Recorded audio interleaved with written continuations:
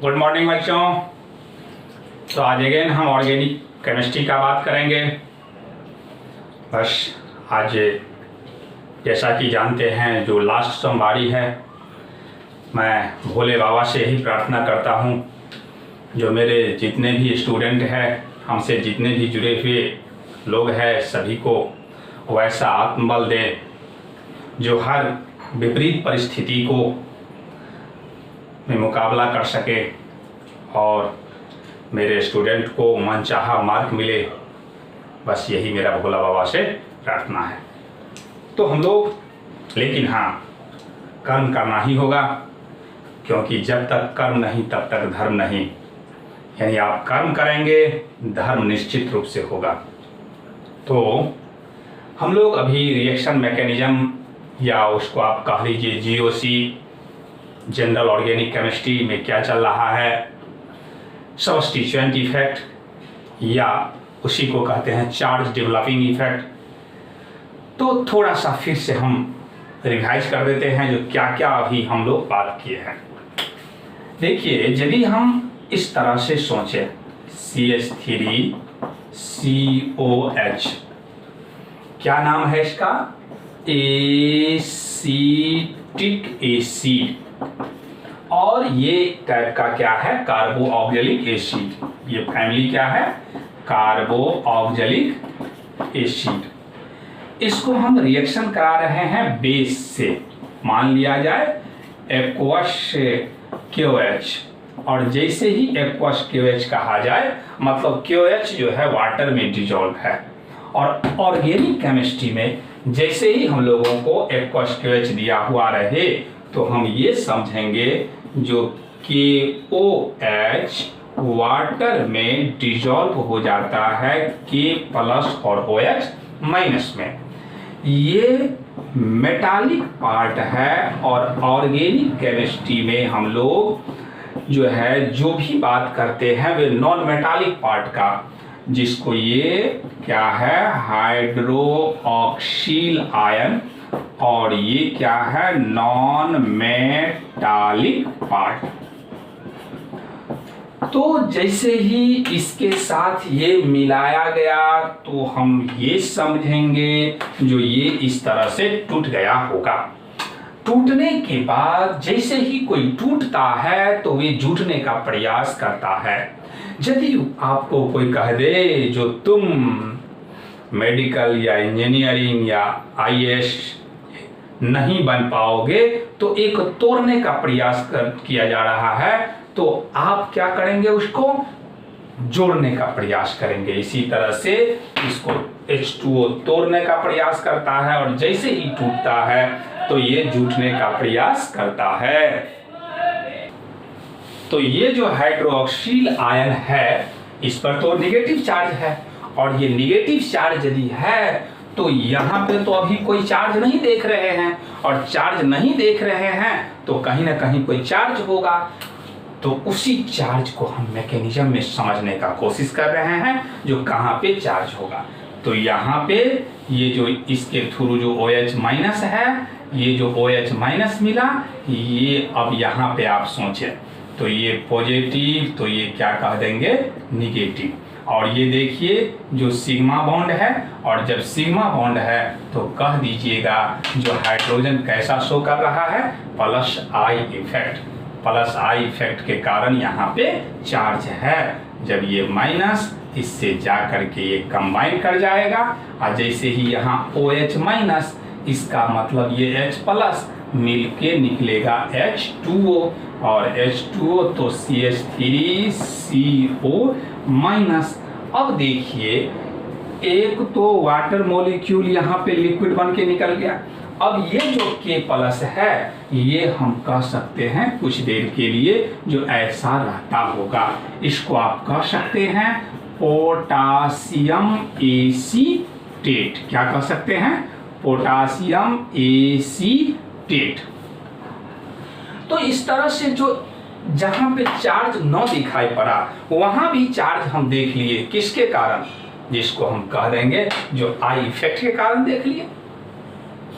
तो इसी बात को हम मैकेनिज्म में समझ रहे हैं। तो आज हम देखेंगे बहुत इंपॉर्टेंस, जिसका नाम क्या है, हाइपर कंजुगेशन। और एक बच्चे कमेंट किए थे, जो सर हम आपका ऑफलाइन का स्टूडेंट नहीं है, मतलब वे जो है फिलहाल अभी जो वीडियो अपलोड हुआ उसके थ्रू वे बच्चे हमसे लिंक्ड हुआ है।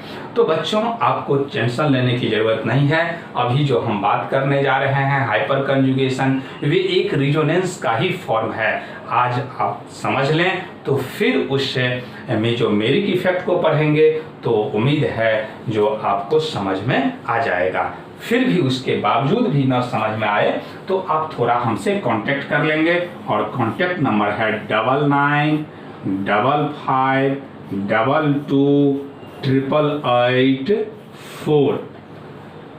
यानी आप इस पे कांटेक्ट करके जो है सो कुछ कठिनाई हम दूर करेंगे। वैसे अभी जो है पूरे रिजोनेंस को अपलोड करना थोड़ा डिफ़िकल्ट है, क्योंकि जानते हैं जो है ऑफलाइन बच्चे को मैंने रिजोनेंस कंप्लीट कर दिया हूं।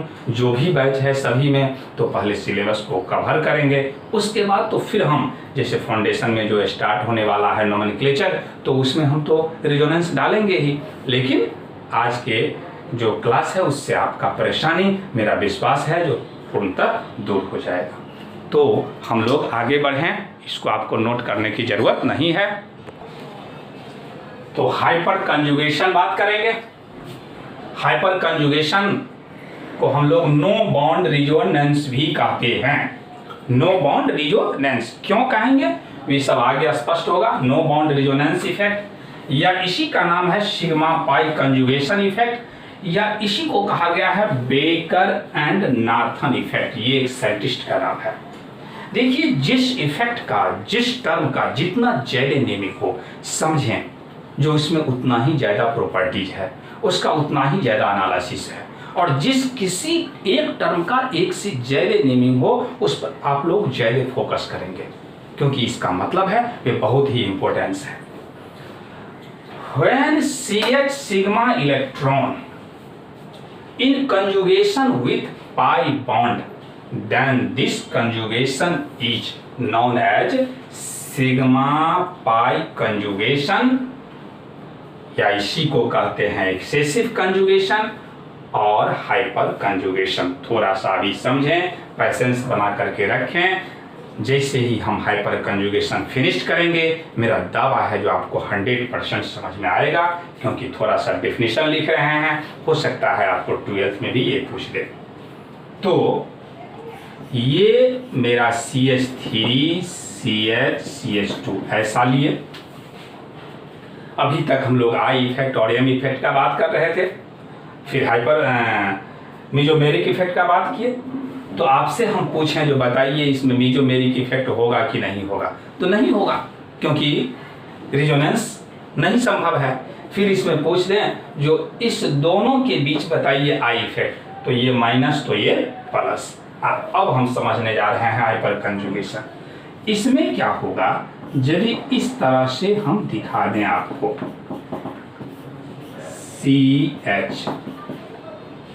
CH2, देखिए ये पाई बॉन्ड है और ये सिंगल बॉन्ड है सिग्मा बॉन्ड, और फिर ये जो देख रहे हैं CH जो यहाँ लिखा हुआ है, यही CH है।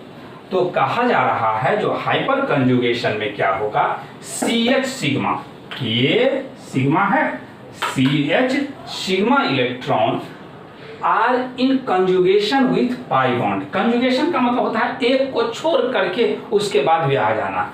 तो CH सिग्मा एक छोड़ दीजिए उसके बाद आ गया, तो उसी का नाम क्या है, कंजुगेशन। जैसे मान लिया जाए एक क्लास में मैथ वाला स्टूडेंट, बीच में बायो वाला, फिर मैथ वाला, इस तरह से बैठा हुआ है, तो हम कह देंगे जो वे किस फॉर्म में बैठा हुआ है, तो कंजुगेशन के फॉर्म में बैठा हुआ है। तो रिजोनेंस में सिंपली आपको क्या कहें, जो क्या होना चाहिए, CH सिग्मा बॉन्ड होना चाहिए। CH सिग्मा बॉन्ड कंजुगेशन किसके साथ, पाई बॉन्ड के साथ होना चाहिए, और वहां जहां कहीं भी ऐसा सिचुएशन है हम कह देंगे क्या होगा, हाइपर कंजुगेशन होगा। तो पहले हम कुछ स्ट्रक्चरल रिक्वायरमेंट ले लें, जो क्या कंडीशन होता है। पहले इसको आप वीडियो को पॉज करके नोट कीजिए। तो structural requirement for hyper conjugation, structural requirement का मतलब क्या हुआ? सिंपली इस बात को, अभी हाइपर कंजुगेशन को छोड़िए, एक समाज का डेली लाइफ का बात कीजिए। सपोज कीजिए आपके यदि फैमिली में किसी सिस्टर का शादी हो, आप जाएं लड़का को देखने के लिए, तो सबसे पहले आप कहते हैं कि नहीं लड़का को दिखाइए। और यदि लड़का ऐसा हो जो पूरा ये गाल का, हाथ का जो स्किन है उसका झुर्री निकला हुआ हो, ये जो माथे में बाल है वे एकदम उजला उजला हो,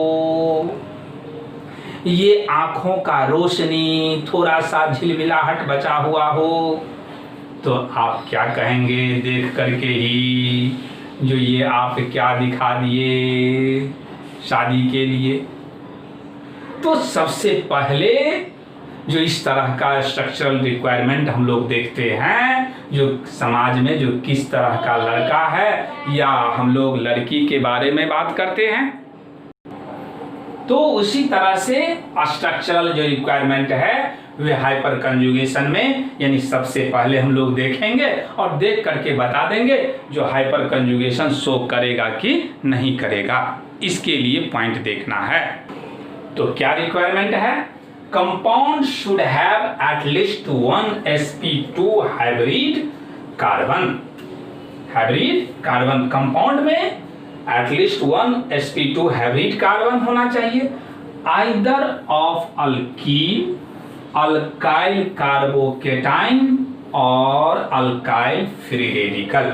इस बात को आप समझें। पहले देखें, यदि हम लोग इस तरह से CH3 CH CH2 बात करते हैं तो इसका स्ट्रक्चर आप देखें, ऐसे सोचेंगे कि नहीं, इस तरह का, ये ऐसा है, देख रहे हैं ठीक से, CH।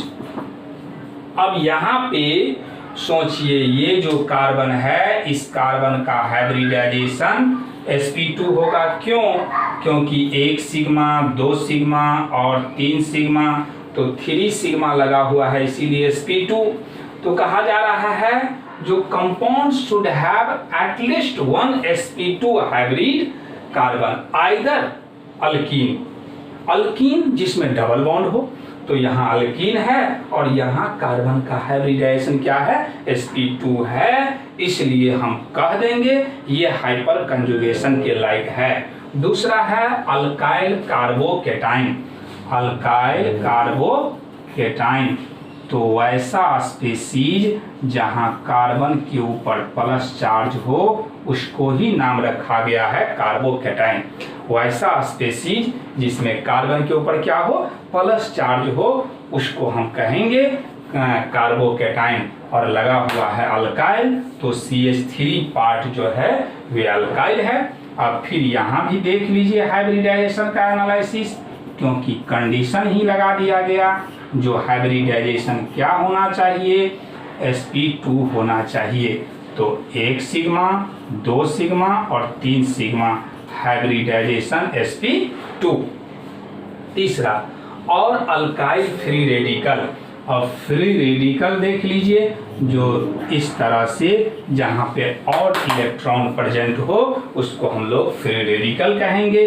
और फिर इसमें भी जब एनालिसिस करोगे तो इस तरह से होगा बाबू। तो ऐसा 1 सिग्मा, 2 सिग्मा, 3 सिग्मा, हाइब्रिडाइजेशन क्या होगा? sp2। तो सबसे पहला आपको स्ट्रॉन्ग पॉइंट दिए, जो जैसे ही हमसे कहा जाए हाइपर कंजुगेशन का बात, तो हम क्या समझेंगे? जो हाइपर कंजुगेशन के लिए क्या समझा जाएगा? तो चाहे वे अल्कीन हो या कार्बोकेटाइन हो, इसको ही कार्बोकेटाइन कहा गया है, बाद में समझाएंगे कभी। और ये फ्री रेडिकल है और सभी का कार्बन का हाइब्रिडाइजेशन क्या होना चाहिए? sp2 होना चाहिए। तो पहले पॉज करके नोट करें। तो नोट कर लिए। अब इस दूसरा पॉइंट के बारे में भी सिर्फ सुन लीजिए, इसके बाद हम समझाते हैं। Hybridization of alpha carbon. Hybridization of alpha carbon देखते हैं अब क्या होता है। With respect to sp2 hybrid carbon, ये जो आपको सभी में sp2 हाइब्रिड कार्बन बताए, शुड बी sp3, यानी अल्फा कार्बन का जो हाइब्रिडाइजेशन होना चाहिए वो sp3, and this sp3 should have at least 1 hydrogen. तो पहले हम इसको मिटाते हैं, मिटा करके आप लोगों को समझाते हैं। तो मिटा दिए, अब इसको समझाते हैं। जो दोनों कंडीशन हम लोगों को एक साथ फिर बात कर लेते हैं। CH3CH2, इसको एकदम स्ट्रक्चरली हम डिफाइन करते हैं। ये मेरा क्या है, अल्कीन। कैसे पहचानेंगे जो अल्कीन है? यदि कार्बन कार्बन के बीच डबल बॉन्ड हो तो उसको हम क्या कहते हैं, अल्कीन कहते हैं। तो HCH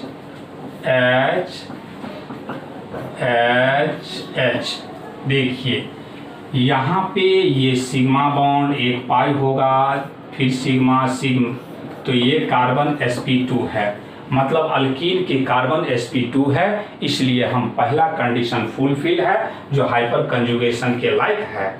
दूसरा कंडीशन, ये एक फंक्शनल ग्रुप है। ये जो अल्कीन देख रहे हैं ये अपने आप में एक फंक्शनल ग्रुप है, और रूल है जो फंक्शनल ग्रुप से डायरेक्टली अटैच्ड कार्बन को अल्फा कार्बन कहा जाता है। क्या समझे? जो फंक्शनल ग्रुप से डायरेक्टली अटैच्ड कार्बन को अल्फा कार्बन कहा जाता है। अब यहाँ पे अल्फा कार्बन पे देखिए, ये सिग्मा, ये सिग्मा, ये सिग्मा और एक सिग्मा यहाँ, तो हाइब्रिडाइजेशन sp3, यही समझा रूल में लिखा हुआ था। जो ये अल्कीन का जो sp2 कार्बन है उससे अटैच्ड जो कार्बन होना चाहिए वे निश्चित रूप से sp3 होना चाहिए। तो क्या है कि नहीं है, उसी में और कंडीशन लगा हुआ था जो sp3 पे कम से कम एक हाइड्रोजन निश्चित रूप से होना चाहिए। जैसा कि यहाँ 3 हाइड्रोजन देख रहे हैं हम लोग, लेकिन कंडीशन है जो कम से कम एक हाइड्रोजन होना चाहिए। तो नेक्स्ट एग्जांपल ले लेते हैं, अल्काइल कार्बोकैटायन। अल्काइल कार्बोकैटायन, तो कार्बोकैटायन सबसे पहले आपको पहचानना होगा, याद रखना होगा, जो जिस कार्बन पे प्लस हो वे कार्बोकैटायन के अंदर आएगा। अब कैसे प्लस आएगा, क्यों आएगा, इसका भी जवाब होगा, इसका भी नहीं। अभी सिर्फ हम ये देखते हैं जो ये कार्बोकैटायन है तो है। तो इस तरह से ये कार्बोकैटायन जब कहेंगे तो ऐसा होगा। स्ट्रक्चर हम जानते हैं, जो एक कार्बन हमेशा 4 बॉन्ड बनाता है, तो 1 2 3 बॉन्ड बनाए हुआ है। यदि प्लस देंगे तो एक बॉन्ड को छोड़ना पड़ेगा। यहाँ का हाइब्रिडाइजेशन sp2, क्यों? क्योंकि सिग्मा यदि 3 हो तो sp2, और यहाँ का हाइब्रिडाइजेशन sp3, ये तो जस्ट लाइक इसके जैसा है। तो ये sp2 कार्बन के बगल में जो कार्बन है उसका हाइब्रिडाइजेशन sp3 है, इसीलिए कह देंगे जो ये हाइपर कंजुगेशन के लायक है। दूसरा पॉइंट, ये अल्फा कार्बन है और इस पे कहा गया जो एटलीस्ट 1 हाइड्रोजन होना चाहिए। अभी जो यहाँ हम एग्जाम्पल देख रहे हैं उसमें 3 हाइड्रोजन है, इसलिए ये शो कर सकता है। अगेन इसी तरह से हम क्या देखेंगे, alkyl free radical. Alkyl free radical, तो अल्काइल फ्री रेडिकल में यदि हम ऐसा एग्जाम्पल ले लें, जैसे यहाँ पे अनपेयर्ड इलेक्ट्रॉन होना चाहिए। ये जो एक इलेक्ट्रॉन दिखा दिए, जैसे ही किसी पर एक इलेक्ट्रॉन दिखा दिया जाए तो समझ जाना होगा जो भी क्या है, फ्री रेडिकल। क्या नाम रखा गया, फ्री रेडिकल। अब यहाँ पे अगेन इसका जो हाइब्रिडाइजेशन है वे sp2 होता है कि नहीं, तो sp2, और ये हाइब्रिडाइजेशन sp3 होगा। 1 सिग्मा 2 सिग्मा 3 सिग्मा 4 सिग्मा, ये अल्फा कार्बन है, और अल्फा कार्बन पे अभी देखिए जो कितना हाइड्रोजन आ गया, 2, लेकिन कम से कम 1 यदि हो तो वहां तक शो करेगा। तो सबसे पहले आपको बाबू क्या समझना होगा इसमें, जो जैसे ही हम हाइपर कंजुगेशन कहें तो ये अल्कीन में, ये कार्बोकेटाइन में और ये फ्री रेडिकल में शो करेगा। फिर उसमें कंडीशन रहा जो इस अल्कीन से डायरेक्टली अटैच्ड जो कार्बन होगा, जिसको हम अल्फा कार्बन कहे हैं, उस अल्फा कार्बन का हाइब्रिडाइजेशन sp3 होना चाहिए। साथ ही साथ उस पर कम से कम एक हाइड्रोजन होना चाहिए। एक एग्जाम्पल देखिए तो आप लोग समझ पाते हैं कि नहीं। CH3 CH3 CH3 CH2, बताइए तो ये हाइपर कंजुगेशन शो करेगा कि नहीं। तो अल्कीन है, ठीक है, पहला कंडीशन। दूसरा कंडीशन यहाँ अल्फा कार्बन है, ठीक है, लेकिन तीसरा जो कंडीशन है, जो यहाँ पे क्या इस अल्फा कार्बन पे कोई भी हाइड्रोजन है, ये तो CH3 है, ये तो इस कार्बन पे ये तीनों हाइड्रोजन है, इस कार्बन पे तीनों हाइड्रोजन है, यानी यहाँ पे नो अल्फा हाइड्रोजन। और यदि कोई अल्फा हाइड्रोजन नहीं है तो not so hyper conjugation. Way hyper conjugation show, तो क्या कह दीजिएगा, नो हाइपर कंजुगेशन। तो उम्मीद है जो अब हाइपर कंजुगेशन का पहला पॉइंट क्लियर हो गया होगा। मतलब दो जो कंडीशन है स्ट्रक्चरल कंडीशन, ये दोनों का दोनों कंडीशन यदि फुलफिल होगा तो वे हाइपर कंजुगेशन शो करेगा। अब बारी बारी से हम लोग अल्कीन में, कार्बोकेटाइन में और फ्री रेडिकल में देख लेंगे। पहले इसको आप पॉज करके नोट करें। तो एक में हम चेक करें explanation of hyper conjugation in alkyne. तो जैसे ही हमसे हाइपर कंजुगेशन कहा जाए तो अल्फा CH होना चाहिए, और ये घटना अल्कीन, फ्री रेडिकल और कार्बोकेटाइन में होता है, अल्काइन में भी होता है, एनाइन में भी होता है, लेकिन वे सब रेयर केस है। तो पहले हम अल्कीन में बात करें।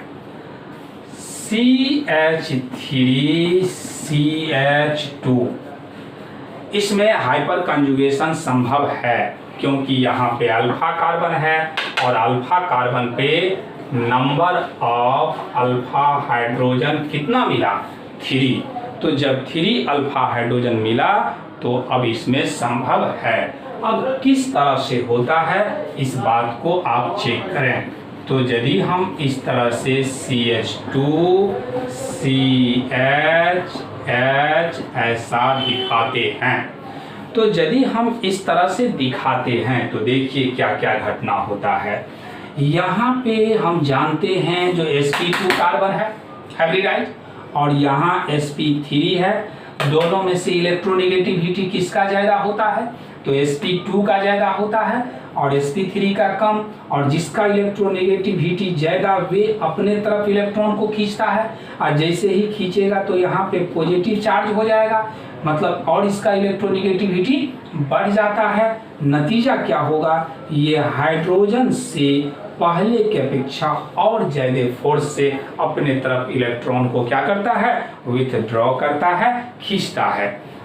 इससे नतीजा क्या होता है, जो ये हाइड्रोजन, ये जो हाइड्रोजन है ये टूट जाता है और यहाँ का जो बॉन्ड है ये बॉन्ड शिफ्ट हो जाता है। समझ रहे हैं बात को। ये हाइड्रोजन जैसे ही अब टूटा तो ये टूटा तो बच गया H, यहाँ पे H प्लस के रूप में, और यहाँ तो ये डबल बॉन्ड आ जाएगा।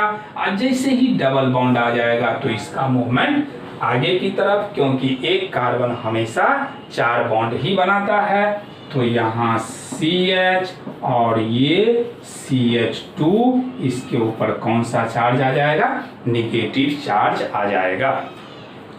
तो इस तरह से जो हम लोग देख रहे हैं, अब ये सोचिए जो यहाँ पे इसके ऊपर चार्ज आ गया और किसी के ऊपर चार्ज आ जाए तो उसका स्टेबिलिटी तो घट जाएगा, यानी फिर ये रिबैक होगा इधर की तरफ। मतलब ये यहाँ पे ये और ये एग्जिस्ट करता है, नेचर में रहता है।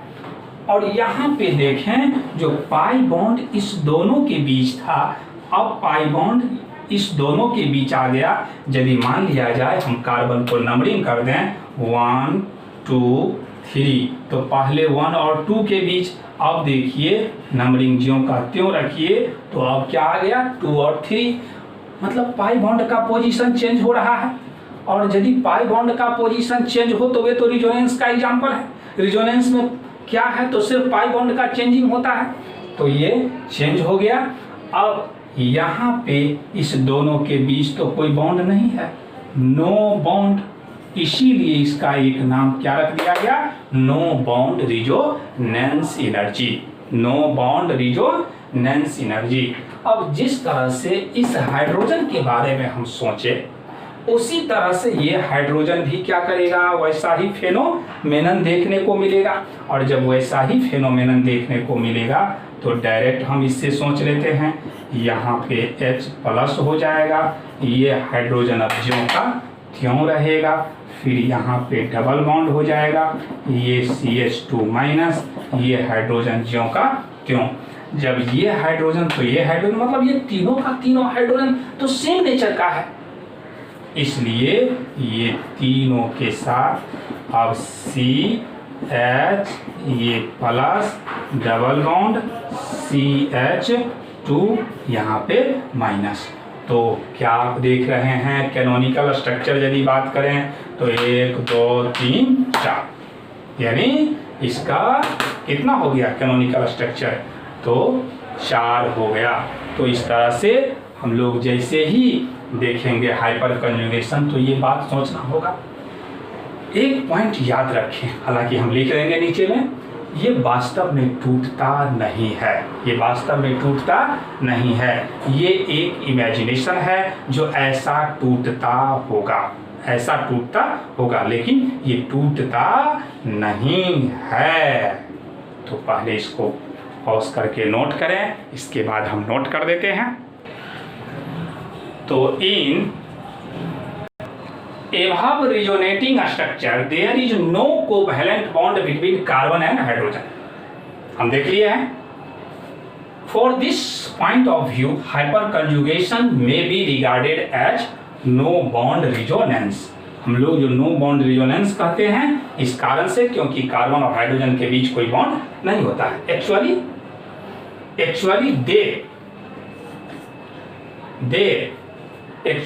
the hydrogen atom is not free from the carbon, क्या समझे बात, ये वास्तव में टूटता नहीं है। These resonating structure only suggest that, क्या सजेस्ट करता है जो रिजोनेटिंग स्ट्रक्चर बनाए, there is some ionic character between C और H के बीच कुछ ionic character रहता है। कार्बन डबल बॉन्ड एक्वायर सम सिंगल बॉन्ड कैरेक्टर, जो सिंगल बॉन्ड था वे डबल बॉन्ड हो जाता है। फिर हम अभी देखे हैं रिजोनेटिंग स्ट्रक्चर, जिसको कैनोनिकल स्ट्रक्चर कहे थे, तो number of resonating structure due to hyperconjugation is equal to number of alpha hydrogen plus 1। जैसा कि अभी रिजोनेटिंग स्ट्रक्चर 4 समझाए थे ना, तो अल्फा हाइड्रोजन कितना था 3, तो 3 में 1 जोड़ देंगे तो पता चल जाएगा total number of hyper resonating structure hyper conjugation के दौरान। तो और भी हम ले लेते हैं इसको, पहले इसको पॉज कर करके आप लोग नोट करें। तो पता कर लें पहले कुछ स्पेसीज पे, number of hyper conjugable hydrogen atom, resonating structure. चलिए सबसे पहले ये लेते हैं, ये है अल्फा कार्बन, तो इसीलिए नंबर ऑफ अल्फा हाइड्रोजन कितना कह देंगे 2। तो बताइए नंबर ऑफ रिजोनेटिंग स्ट्रक्चर कितना मिलेगा, तो 3, क्योंकि जितना अल्फा कार्बन हाइड्रोजन हो उसमें क्या कर देना है 1 जोड़ देना है। फिर देख लें आप, यदि इस तरह का बात हो CH2 CH3 H, बताइए यहाँ पे number of hyper conjugable hydrogen atom कितना है, मतलब अल्फा हाइड्रोजन कितना है, तो ये भी अल्फा ये भी अल्फा, तो 3 और 2 क्या हो जाएगा 5। मतलब ये मेरा मेन पॉइंट हुआ, मेन फंक्शनल ग्रुप हो गया, तो इससे डायरेक्टली अटैच्ड कार्बन तो ये है, तो इसीलिए नंबर ऑफ अल्फा हाइड्रोजन यदि कह दें तो 5 और नंबर ऑफ रिजोनेटिंग स्ट्रक्चर यदि कह दें तो 6। फिर देखें CH2 CH, यहाँ पे देख लीजिए ये क्या है, फ्री रेडिकल, और फ्री रेडिकल तो ये अल्फा कार्बन, तो अल्फा हाइड्रोजन, तो यहाँ पे नंबर ऑफ हम अल्फा हाइड्रोजन कहेंगे तो कितना 1, और नंबर ऑफ रिजोनेटिंग स्ट्रक्चर यदि कहें तो 2। यदि इस तरह का देख लें CH2, बताइए यहाँ पे ये अल्फा कार्बन तो है, लेकिन नंबर ऑफ अल्फा हाइड्रोजन यदि कहा जाए तो 0, और नंबर ऑफ रिजोनेटिंग स्ट्रक्चर यदि कहा जाए तो 0। ये मत सोच लीजिएगा जो इसमें 0 + 1 तो 1, जब ये हाइपर कंजुगेशन शो किया ही नहीं तो इसमें ये कोई फार्मूला नहीं लगेगा। तो इस तरह से हम क्या देख रहे हैं, हम पता कर लेंगे अब नंबर ऑफ रिजोनेटिंग स्ट्रक्चर। अब बहुत ही इम्पोर्टेंट पॉइंट बात करने जा रहे हैं, जो magnitude of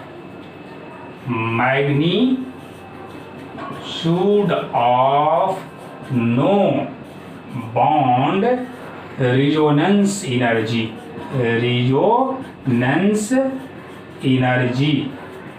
is directly proportional number of alpha hydrogen. Magnitude of no bond resonance energy directly proportional number of alpha hydrogen, और directly proportional stability, क्योंकि जैसे ही रिजोनेंस का बात आ जाए तो जितना रिजोनेटिंग स्ट्रक्चर बनेगा जिसका, उसका स्टेबिलिटी क्या होगा, उतना ही ज़्यादा होगा।